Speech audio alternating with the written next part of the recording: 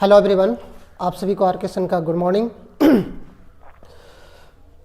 हम लोग जो यहाँ पर डिस्कस करेंगे ऑर्गेनिक केमिस्ट्री और वो बीएससी पार्ट 1 का होगा। आप लोगों के लिए मैं बड़ी ही प्यारा सा टॉपिक लेकर आया हूँ, बीएससी पार्ट 1 का ऑर्गेनिक केमिस्ट्री। और ऑर्गेनिक केमिस्ट्री में हम लोग कौन सा टॉपिक यहाँ पर स्टडी करेंगे? Bonding and there structure. और उस बॉन्डिंग और उसके स्ट्रक्चर हम लोग क्या क्या स्टडी यहाँ पर करेंगे, उसी को मैं आपके सामने यहाँ पर सिलेबस लिखकर रखा हूँ। आप देख पा रहे होंगे सिलेबस है कि सबसे पहले देखें हम लोग हाइब्रिडाइजेशन। ओके बाबू। और चूंकि हाइब्रिडेशन में क्या क्या देखेंगे? sp hybridisation, sp2 hybridisation, sp3 hybridisation. और ऑर्गेनिक केमिस्ट्री में इस तीनों हाइब्रिडेशन के अलावा आपको और पॉसिबिलिटी नहीं बनती है। क्यों? क्योंकि ऑर्गेनिक केमिस्ट्री में हम लोग कार्बन कंपाउंड का स्टडी करते हैं और कार्बन टेट्रावैलेंट होते हैं।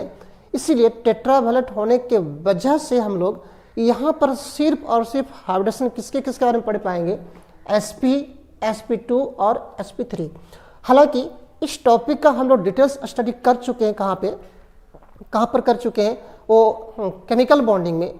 मैं पहले आपको इन्फॉर्मेशन दे दूँ, हम अपने क्लास के ड्यूरेशन में फिजिकल लगभग कंप्लीट कर चुके हैं। इनऑर्गेनिक लगभग कंप्लीट हो चुकी है। उसमें सिर्फ एस ब्लॉक के एलिमेंट कुछ बचे हुए और पी ब्लॉक के एलिमेंट बचे हुए हैं। जो ऑर्गेनिक थे, ऑर्गेनिक में हम लोग अब शुरुआत करने जा रहे हैं। तो ऑर्गेनिक में जो हम लोग यहाँ पर बॉन्डिंग और उसकी स्ट्रक्चर जो स्टडी करेंगे, इनमें से हाइब्रिडेशन के बारे में जो है ये लगभग में हम लोग स्टडी कहाँ कर चुके हैं? केमिकल बॉन्डिंग में। लेकिन फिर भी हम लोग यहाँ पर स्टडी करेंगे। ठीक है। तो सिलेबस में क्या होगा? हाइब्रिडाइजेशन। कौन सा? sp, sp2 एवं sp3। और हमने कहा कि चूंकि कार्बन टेट्रावैलेंट होते हैं, इसलिए ऑर्गेनिक केमिस्ट्री में हम लोग सिर्फ और सिर्फ इसी 3 प्रकार के हाइब्रिडेशन के बारे में स्टडी कर पाएंगे। ओके। और यहाँ पे कुछ मॉलिक्यूलर ऑर्बिटल का स्ट्रक्चर देखना है, मीन्स किसी मॉलिक्यूल के स्ट्रक्चर के बारे में देखना है। और वो कौन कौन से मॉलिक्यूल हैं? आपके पास इथेन है, इथीन है जिसको हम लोग इथिलीन भी बोलते हैं, इथाइन है जिसको हम लोग एस्टिलीन भी बोलते हैं, और ये ब्यूटाडाइन है जिसे हम लोग 1,3 ब्यूटाडाइन के नाम से भी जानते हैं, एलीन है और बेंजीन है। इन सब मॉलिक्यूल का हम लोग यहाँ पे जितने भी ऑर्गेनिक कंपाउंड्स हैं, सब ऑर्गेनिक कंपाउंड्स हैं, इन सभी ऑर्गेनिक कंपाउंड्स का हमको यहाँ पर क्या इसका स्ट्रक्चर भी देखना है।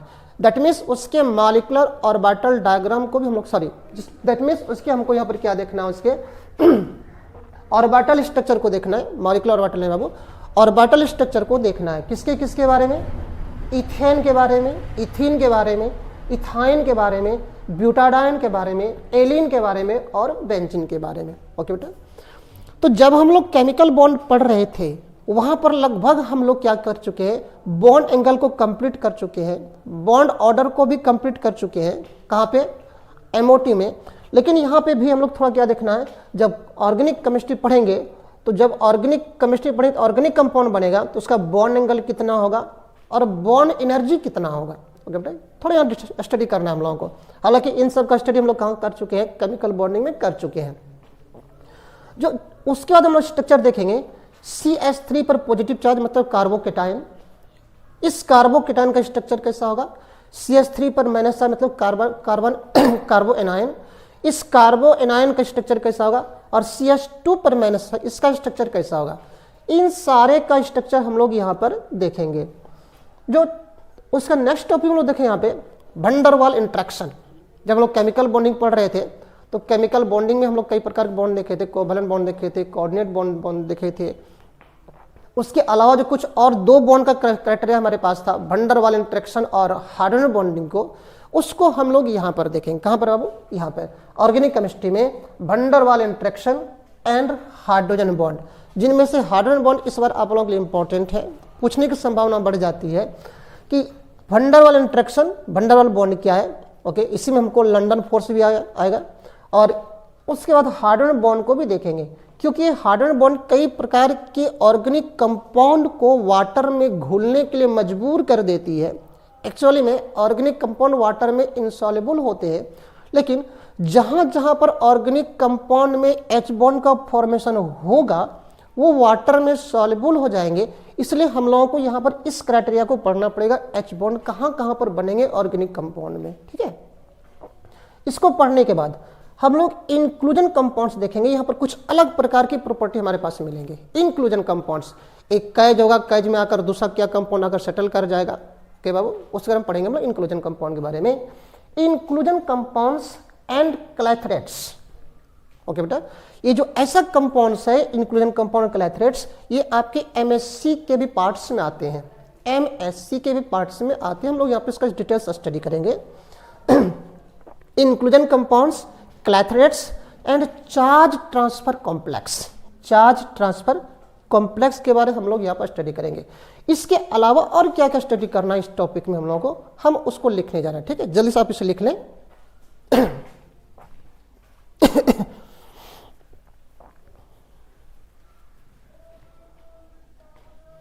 इसके बाद जो हम लोग यहाँ पर और देखेंगे वो क्या होगा बाबू, localised and delocalised bond. लोकेलाइज्ड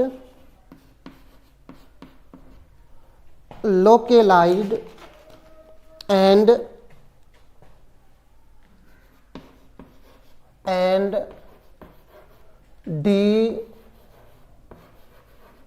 डीलोकेलाइज्ड bond. Okay बेटा, है ना, localised and delocalised bond. Localised and delocalised bond के बारे में हम लोग यहाँ पर देखेंगे। इसके बाद और हम लोग क्या देखना है यहाँ पे, inductive effect, inductive effect, electromeric effect,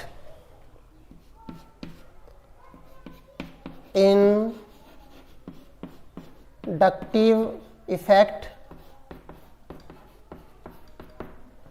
electromeric effect,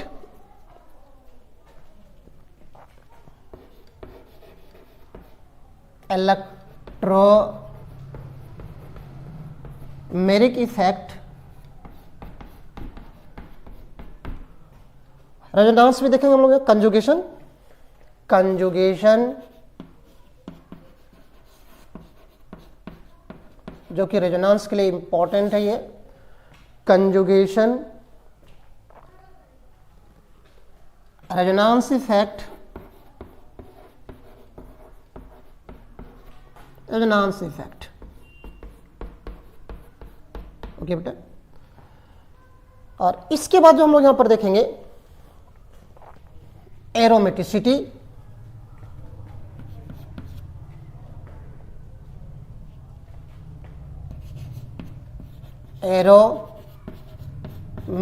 aromaticity, ये भी इंपॉर्टेंट है।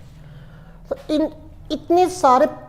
इतने सारे हम लोगों को यहाँ पर क्या करना, डिस्कशन करना है किस टॉपिक में, बॉन्डिंग एंड स्ट्रक्चर में।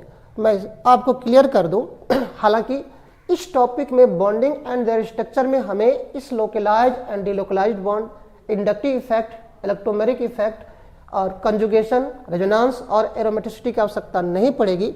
लेकिन जब हम लोग रिएक्शन मैकेनिज्म वाला चैप्टर में घुसेंगे तो वहां पर इसकी आवश्यकता पड़ेंगे। इसलिए हम लोग इसका स्टडी इसी चैप्टर में कर लेंगे ताकि रिएक्शन मैकेनिज्म वाला पार्ट में हम लोग को आसान पड़े। रिएक्शन मैकेनिज्म को पढ़ने के लिए आपको inductive effect, electromeric effect, conjugation, resonance, types of reaction, okay बाबू, that means addition reaction, substitution reaction, ये सब जो रिएक्शंस हैं आपको आनी चाहिए, तभी तो हम लोग उस चैप्टर में घुस पाएंगे। लेकिन जो अगला चैप्टर शुरू करेंगे उसमें एंट्रेंस के लिए, एंट्री मारने के लिए हम लोग इसी चैप्टर में देख लेंगे localised and delocalised bond, inductive effect, electromeric effect, resonance effect और एरोमेटिसिटी को हम लोग यहीं पर डिस्कस कर लेंगे। ठीक है, जल्दी से कर लोगे। जल्दी से आप इसे क्या करें, कवर कर लें। तो हम लोग सबसे पहले किस पर स्टडी करेंगे, हाइब्रिडाइजेशन पर स्टडी करेंगे।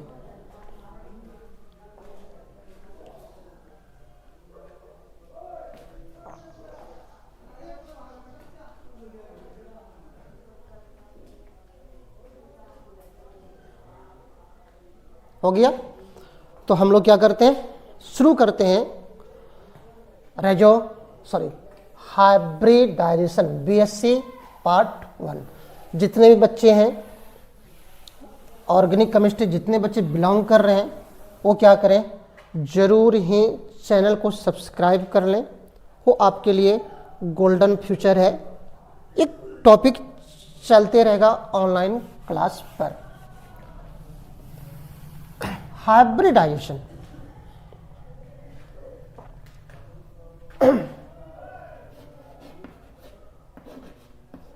हाइब्रिडाइजेशन कहाँ पे बाबू, ऑर्गेनिक केमिस्ट्री में।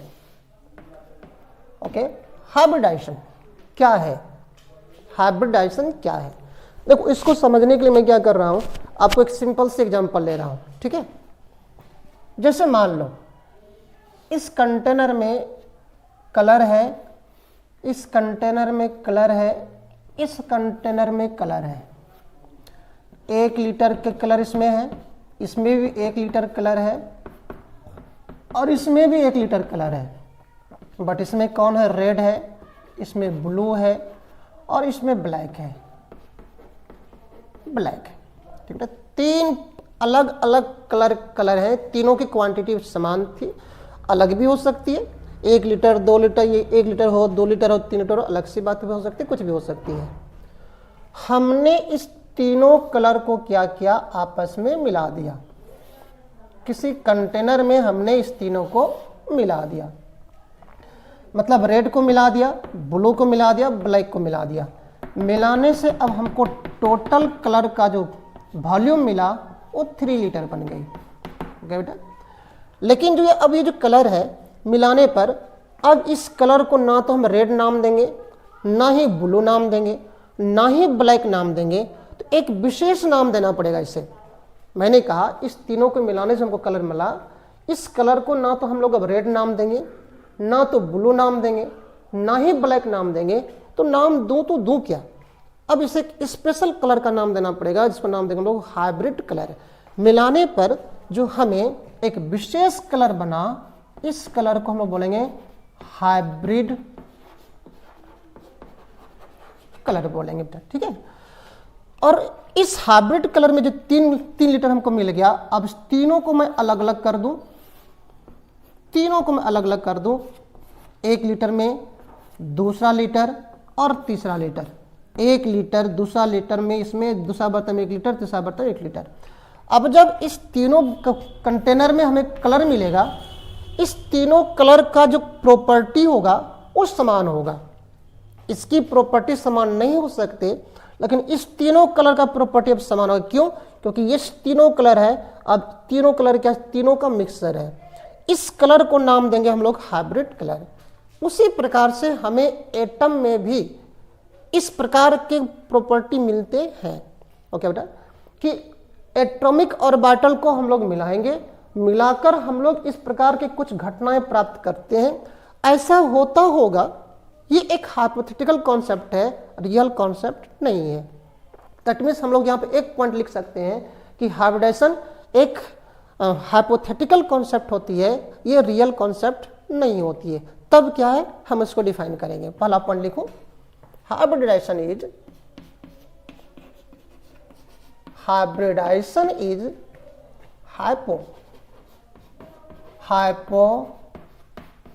Hypothetical concept, hypothetical concept. Okay बेटा, ये माना हुआ है कि ऐसा होता है, बट रियली ऐसा होता है ये क्लियर नहीं है।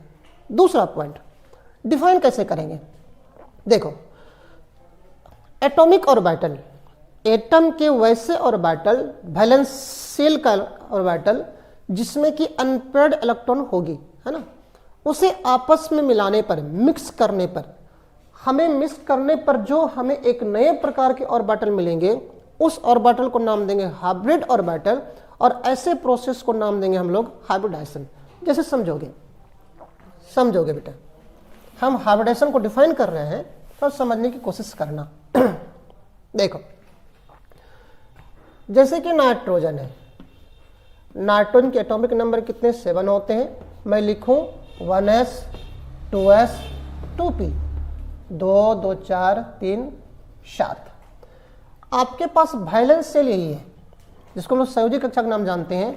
और इस संयोजी कक्षा में अगर मैं ऑर्बिटल की बात करूं, एक s ऑर्बिटल है और ये p ऑर्बिटल है। s में जो 2 इलेक्ट्रॉन है और इसमें p में 3 इलेक्ट्रॉन है, जिनमें से प्रत्येक ऑर्बिटल में एक एक इलेक्ट्रॉन है। ओके बेटा, सही बात है कि हाइब्रिडाइजेशन जो होता है, हाइब्रिडाइजेशन में वैलेंस सेल का ऑर्बिटल भाग लेते हैं, इसमें सही बात है। लेकिन वैलेंस सेल के वैसे ऑर्बिटल इन्वॉल्व होंगे हाइब्रिडाइजेशन में जिसमें कि अनपेयर्ड इलेक्ट्रॉन होगी, पेयर्ड इलेक्ट्रॉन नहीं होना चाहिए। दैट मीन्स हाइब्रिडाइजेशन में क्या होंगे, वैलेंस सेल के ऑर्बिटल भाग लेंगे, लेकिन कैसे ऑर्बिटल लेंगे, आपके पास यहाँ पर जितना आपके पास कौन सा वैलेंस सेल के वैसे ऑर्बिटल इन्वॉल्व लेंगे हाइब्रिडेशन में जिसके पास अनपेयर्ड इलेक्ट्रॉन है। ओके बेटा, जैसे देखो अब ये तीनों ऑर्बिटल भाग लेंगे और चूंकि ये तीनों क्या है, एटॉमिक ऑर्बिटल है, यहाँ पे ये एटॉमिक ऑर्बिटल है, ऑर्बिटल है। ओके, और चूंकि p ऑर्बिटल है तो हम लोग जानते हैं p का जो ज्योमेट्री होता है डम्बेल होता है। इस तीनों p एटॉमिक ऑर्बिटल को मिक्स किया जाएगा, मिक्स किया जाएगा। ओके बाबू, दोनों तीनों को हम लोग क्या करेंगे, मिक्सिंग करेंगे, मिक्सिंग करेंगे। मिक्सिंग करने के बाद जो हमें एक नए प्रकार के ऑर्बिटल मिलेंगे इस प्रकार के, जिसमें कि सबका एक का लोब छोटा होगा, दूसरे का लोब क्या होगा, बड़ा होगा। जितने ऑर्बिटल को मैंने मिलाया था उतने ही ऑर्बिटल हमें मिलेंगे। मिलने पर ये एटॉमिक ऑर्बिटल डम्बेल जो था, अब ये डम्बेल नहीं है, इसको हम लोग नाम देंगे हाइब्रिड ऑर्बिटल। मिलाने के कारण जो अब हमें नई सी ऑर्बिटल मिली, इस ऑर्बिटल को नाम देंगे हम लोग हाइब्रिड ऑर्बिटल। क्या नाम देंगे बाबू, हाइब्रिड ऑर्बिटल। और इस प्रोसेस को नाम देंगे हम लोग हाइब्रिडाइजेशन, हाइब्रिडाइजेशन। ओके बेटा, फिर से मैं एक आपको एग्जांपल दे रहा हूं, हालांकि यहां से क्लियर आपको अच्छा से नहीं हुआ होगा, लेकिन मैं इसे क्लियर करने के लिए एक एग्जांपल ले रहा हूं कार्बन का। कार्बन का देखो, ये कार्बन एटम है जिसके एटॉमिक नंबर 6 होते हैं, 1s 2s 2p, 2 2 4 2 6। ओके बेटा, ये ग्राउंड स्टेट है, ग्राउंड स्टेट मैं बताऊंगा, चिंता में नहीं करना है। लेकिन कार्बन टेट्रावैलेंट होते, 4 बॉन्ड बनाते हैं। टेट्रावैलेंट का जो एक्सप्लेनेशन करते हैं वो एक्साइटेड स्टेट में करते हैं। ऑलवेज कार्बन टेट्रावैलेंट का एक्सप्लेनेशन कब करती है, सॉरी ऑलवेज कार्बन जो टेट्रावैलेंट बनाती है वो एक्साइटेड स्टेट बनाती है, जिसके कारण इसका एक इलेक्ट्रॉन इस ऑर्बिटल से इस ऑर्बिटल जंप कर जाएगी। वजह क्या है, ऐसा करने से हाफ फिल हो जाएंगे और अभी ये फुल फिल्ड है और एक इलेक्ट्रॉन ट्रांसफर कर ले तो हाफ फिल हो जाएंगे। तो उस कंडीशन में दोनों क्या होंगे, स्टेबल हो जाएगा ये जो है। तो इसलिए 1s2 2s1 2p3 हो गया। अब ऐसा करने से क्या हो गया कि सब बल्ले बल्ले हो गया, आपके पास हाफ फिल्ड हो गया और इसके पास भी हाफ फिल्ड हो गया। लेकिन इसके पहले क्या था कि कार्बन, इसके पास 2 इलेक्ट्रॉन था लेकिन इसके पास क्या था, अनफिल्ड इलेक्ट्रॉन था, हाफ फिल्ड नहीं था, तो अनस्टेबिलिटी उसके पास थी। इसलिए इस कंडीशन में क्या करेंगे, ये बॉन्ड का फॉर्मेशन कर पाएगा टेट्रावैलेंट। अब देखो यहाँ पर इस कार्बन का जो वैलेंस सेल है, वैलेंस सेल में कितने 4 इलेक्ट्रॉन है और चारों ऑर्बिटल जो है वो उसमें अनपेयर्ड इलेक्ट्रॉन है। ये एटॉमिक ऑर्बिटल है, एटॉमिक ऑर्बिटल है, ऑर्बिटल है, जिनमें से s का शेप कैसा बाबू, स्फेरिकल, और p का शेप कैसा, डम्बेल। तो ये तो क्लियर हो गया कि जब मिलाएंगे, मिलाने पर ऑर्बिटल का शेप डिफरेंट भी हो सकता है, और जब शेप डिफरेंट है तो उसकी एनर्जी भी डिफरेंट हो सकती है ना। तो वैसा एटॉमिक ऑर्बिटल जिसका शेप डिफरेंट हो और डिफरेंट एनर्जी हो, उसे आपस में मिलाएंगे, मिक्सिंग करेंगे, MIX मिक्सिंग। जितने ऑर्बिटल मिलेंगे, मिलने के बाद उतने ही आपको हाइब्रिड ऑर्बिटल भी बनेगा। मिलने के बाद सबको मिलाएंगे तो जितना नंबर ऑर्बिटल मिलाया था एटॉमिक ऑर्बिटल, उसको मिलाने पर हमें एक नई प्रकार की एक ऑर्बिटल बनेगी, उसको नाम देंगे हम लोग हाइब्रिड ऑर्बिटल। चूंकि 4 मिलाया था तो 4 हमें हाइब्रिड ऑर्बिटल भी बनेंगे, है ना। इस ऑर्बिटल को नाम देंगे हम लोग हाइब्रिड ऑर्बिटल और इस प्रोसेस को नाम देंगे हम लोग हाइब्रिडाइजेशन। ओके बेटा, ऑर्गेनिक में ऐसा होता होगा, ये माना हुआ कॉन्सेप्ट है, लेकिन डिफिनेशन हम लोग बड़ी आराम से डिफाइन कर सकते हैं कि हाइब्रिडेशन क्या है। हाइब्रिडाइजेशन में एटॉमिक ऑर्बिटल, वैलेंस शेल के वैसे एटॉमिक ऑर्बिटल जिसमें अनपेयर्ड इलेक्ट्रॉन पाई जाती है, उसे आपस में मिलाएंगे। मिलाने पर जो हमें एक नए प्रकार एटॉमिक ऑर्बिटल जिसके पास अनपेयर्ड इलेक्ट्रॉन होती है, जिसके शेप और एनर्जी डिफरेंट भी हो सकते हैं, जब मिलाने पर हमें इक्विवेलेंट एनर्जी, समान एनर्जी वाले और समान शेप वाले ऑर्बिटल बनेगी। इस ऑर्बिटल को नाम देंगे हाइब्रिड ऑर्बिटल और प्रोसेस को नाम देंगे हम लोग हाइब्रिडाइजेशन। क्या नाम देंगे हम लोग? हाइब्रिडाइजेशन। तो हाइब्रिडाइजेशन को हम लोग डिफाइन कर सकते हैं। हाइब्रिडाइजेशन को हम लोग डिफाइन करेंगे।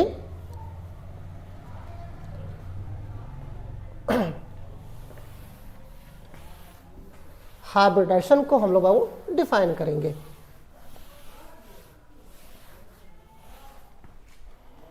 Hybridization is the process of mixing hybridization is the process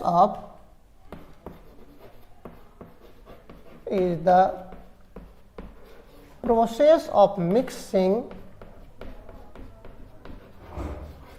of, कम से कम तो 2 होना चाहिए, mixing of 2 or more atomic orbitals,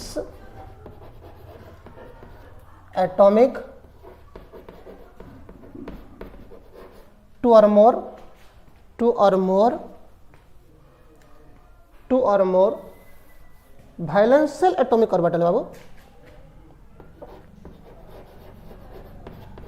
valence shell atomic orbitals having unpaired electron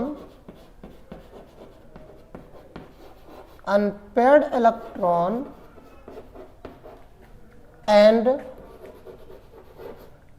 different shape and energy to form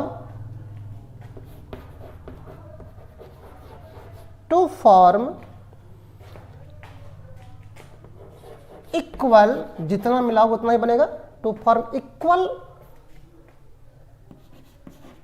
number of set of orbitals. Okay बाबू, बराबर संख्या में orbitals मिलेंगे। Orbitals having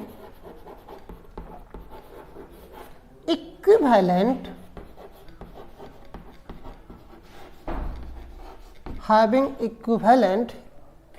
shape and energy, okay बेटा, are called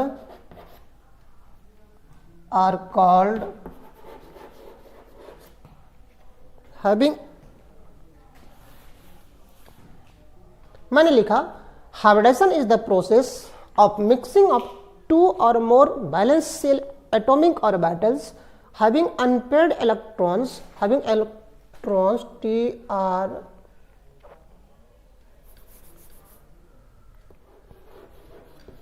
electron, okay वो, and different shape and energy to form equal number of set of orbitals having equivalent shape and energy are called, क्या बोलेंगे इस orbital को बाबू? जो बना हमें hybrid orbital, hybrid orbitals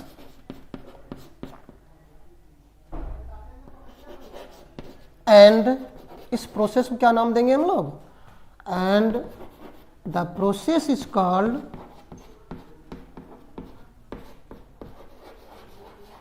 hybridisation,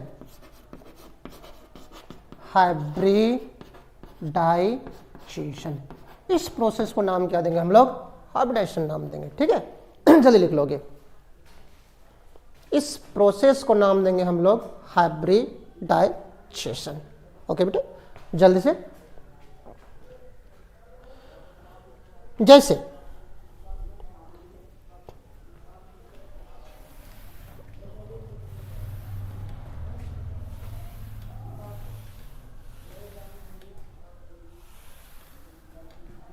जैसे example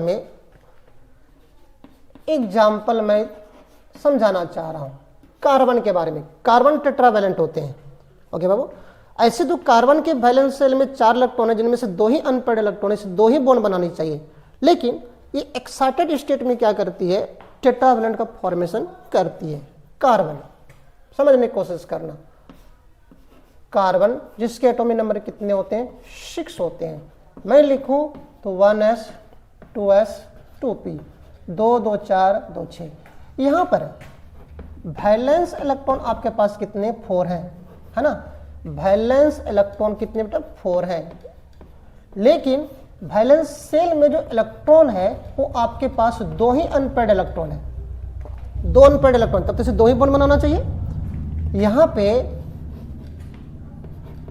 valence unpaired electron, unpaired electron बाबू आपके पास 2 ही हैं, तब तो कार्बन को 2 ही बॉन्ड बनाना चाहिए। लेकिन नहीं, कार्बन टेट्रावैलेंट होते हैं। That is carbon atom should form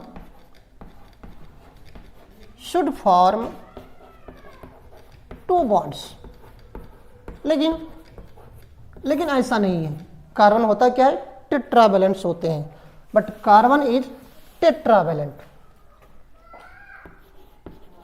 but carbon is tetravalent. जैसे मैं आपको एग्जांपल दे दूं, CH4 देख सकते हो बेटा, यहां पे कार्बन 4 बॉन्ड बनाया है। CO2 आप देख सकते हो कार्बन कितने बॉन्ड बनाते हैं, यहां पे 4 बॉन्ड बनाए हैं। चूंकि कार्बन 4 बॉन्ड बना रही है, इसका मतलब कार्बन टेट्रावैलेंट है। और कार्बन टेट्रावैलेंट का एक्सप्लेनेशन हम लोग कहां पर करते हैं, एक्साइटेड स्टेट में करते हैं। ठीक है, बट कार्बन इज टेट्रावैलेंट।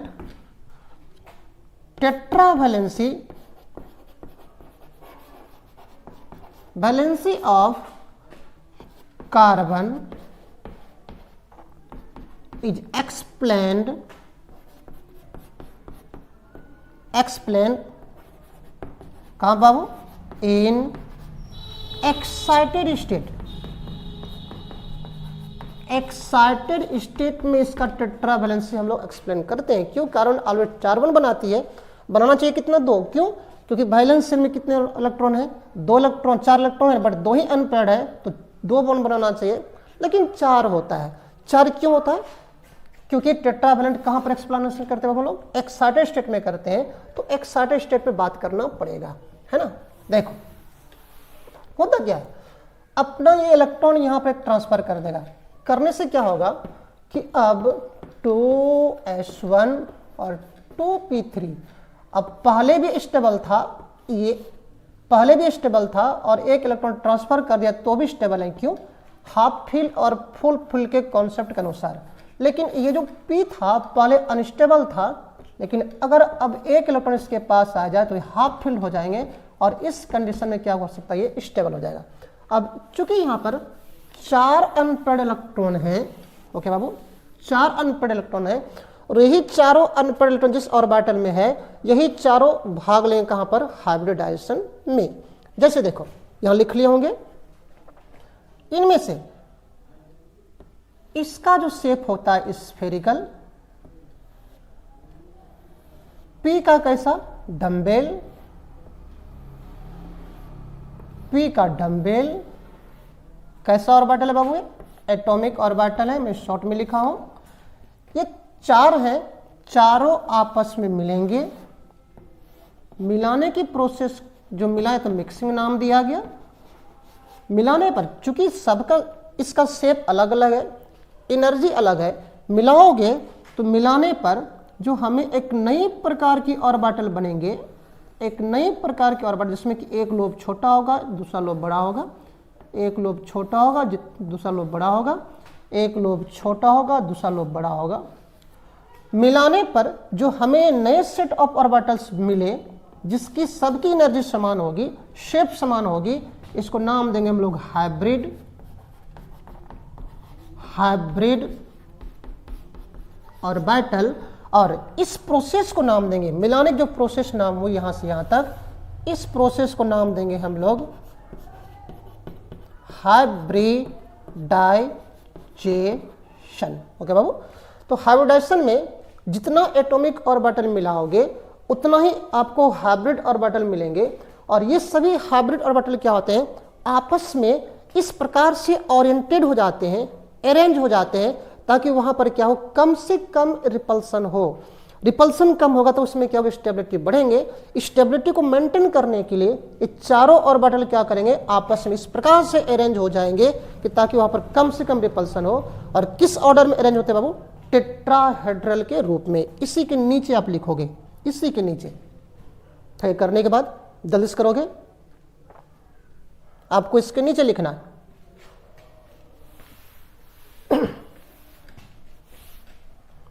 ये जो आपके पास हाइब्रिड ऑर्बिटल मिला 4, इस प्रकार के 4 जो आपके पास हाइब्रिड ऑर्बिटल मिले, ये वाले,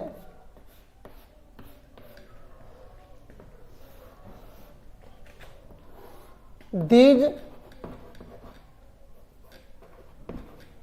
orbitals hybrid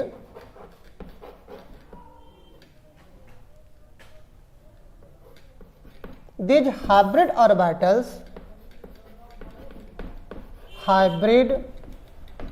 orbitals are arranged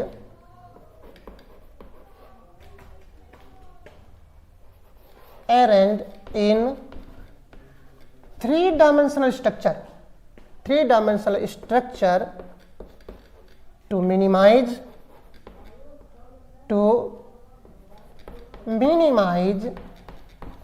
repulsion and get stability,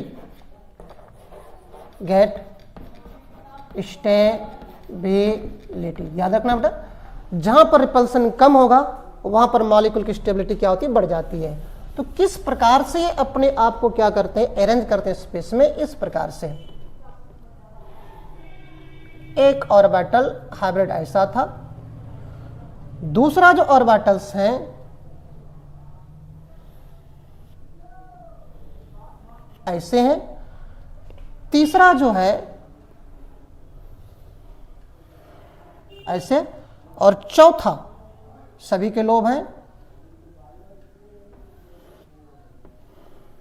okay बेटा, एक एटॉमिक ऑर्बिटल आपके पास ऐसा मिला,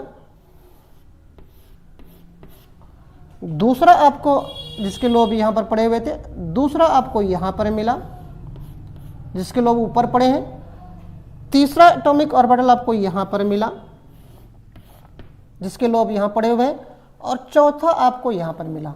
ये चारों जो आपस में अरेंज कर गए, इस अरेंजमेंट को नाम देते हैं हम लोग टेट्राहेड्रल। इस अरेंजमेंट को नाम देते हैं टेट्राहेड्रल। जहां पर ये जो एंगल बनेगा ये कितना होता है, 109 डिग्री 28 मिनट का होता है। कितना होता है बाबू, 109 डिग्री 28 मिनट के एंगल होते हैं, ठीक ना।